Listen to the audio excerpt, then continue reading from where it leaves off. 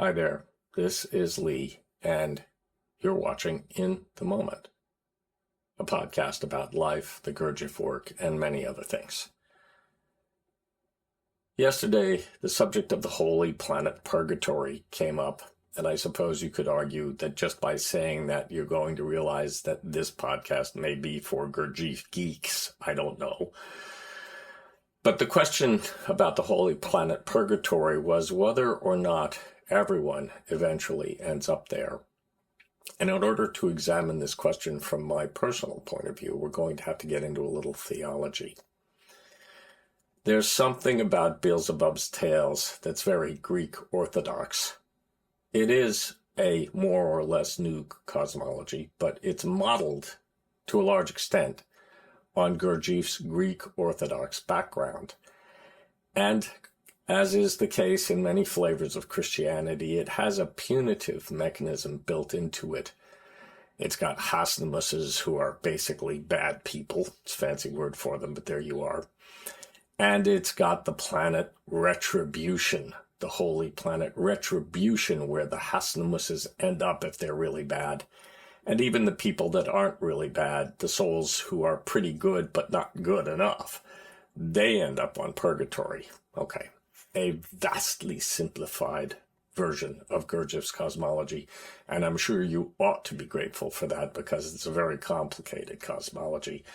But anyway, good souls, bad souls, angels, devils, planets where you go to pay for your sins or be punished for them. Yeah, the mechanism is a mechanism basically of reward and punishment in the broadest sense of the term. And I know that there are many cosmological and metaphysical nuances to the work. It's a very complex work.